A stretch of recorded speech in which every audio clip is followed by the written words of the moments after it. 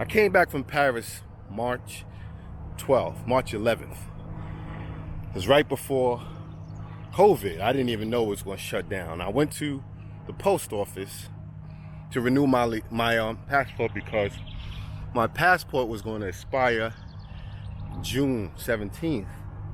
And I was supposed to go to Ghana from Paris, but I realized there were some other things I had to take care of, like the yellow fever vaccination, and I had to get a visa. It wasn't easy to get a visa at the airport or something like that to go to Ghana.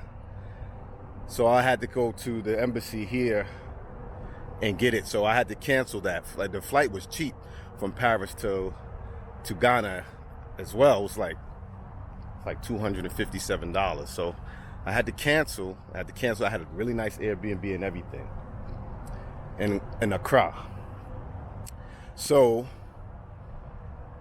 the next day, I said I'm going to renew my passport because I almost wasn't able to go to Paris. But luckily, Paris said you had to have 3 months left on your passport. And I just had, like I said, my passport was going to expire June 17th. And I returned from Paris March 11th. So I just had enough time to go to Paris. So I said, my plan was to go to Ghana, still go to Ghana. So I said, let me put in my passport. The very next morning I woke up, I went to the post office and put it in. Now, I'm putting it in. I didn't have a trip scheduled. No, I had a trip scheduled to Colombia, Cartagena, May 5th. So I was like, would you rush it? Because that's the way my mind thinks. The rush orders was like maybe $60 more. I think it was a total of $180 or $160 to do a rush 2 week to get the new passport. Now, the lady at the post office tells me, oh, you got plenty of time. But pay $120, And I'm like, sometimes, man, you go against you let people influence your decisions that you shouldn't. And I did. I made a mistake. Sometimes I make that mistake. You always go with your first instinct. So I said, okay, cool. I paid the $120 and went in.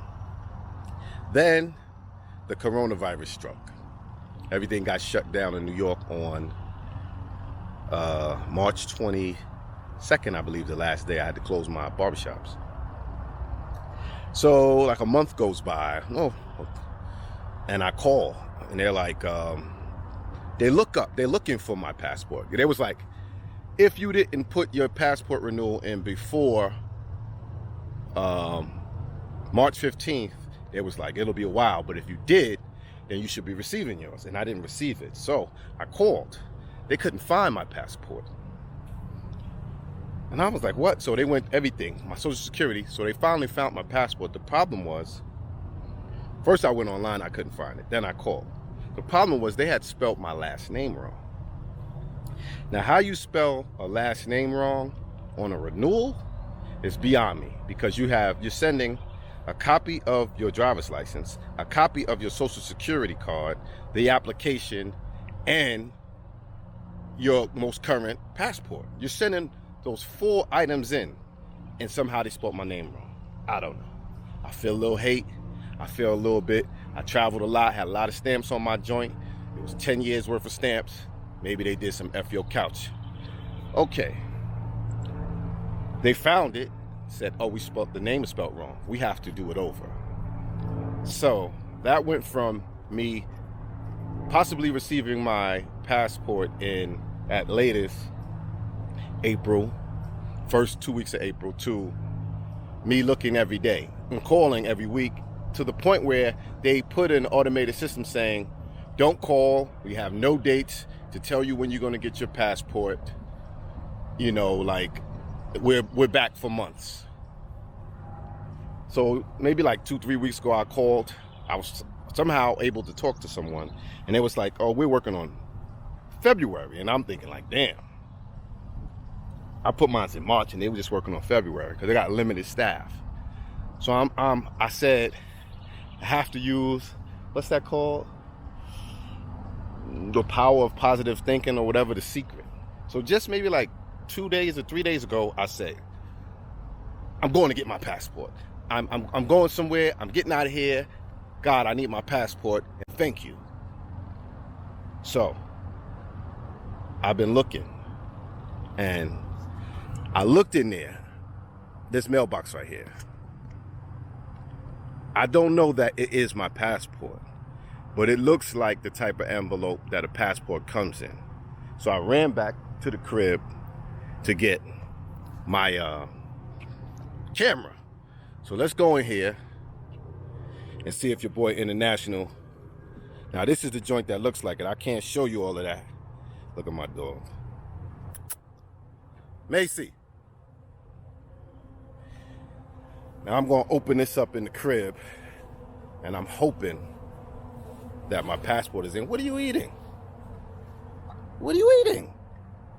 Open your mouth. What are you eating? Let me see. Open your mouth. What are you eating off the ground? Crazy dog. It's hot out here. Whew. And I was beefing about the post lady always leaving the mailbox open. She tries to flicker people's mailbox closed. And if it doesn't close, then well, oh, there it is. There it is. Now, it's been people making some videos talking about, oh, the American passport ain't worth nothing now, and all this crap, because they got another passport, trying to show off. And oh, just listen. I know America has done some horrific things to Africans. But I need this in order to work on getting another residency or visa or another passport, dual citizenship in another country. I need this right now. So I'm so happy that I didn't even check to see if they spelled my name right, but I know they did. They already spelled it wrong once. It's your boss, International Zoe. Happy. You see me? Look at my face, man. I gained like 10 pounds during this coronavirus. It's crazy. About to look to see where I can go. I know it's limited, but I'm happy to have it. And the good thing is, I'm good for 10 years. 10 years, I'm good. For 10 years, I ain't got to see those people no more. And I'll guarantee you, within those 10 years, I'm going to have me a residency somewhere else and possibly another passport. It's your boss, International Zoe. You're watching Barber World TV. Love is love. Life is life. Loyalty is priceless. Peace. I just dropped my passport. Smash that like button and don't forget to subscribe. You're watching Barber World TV.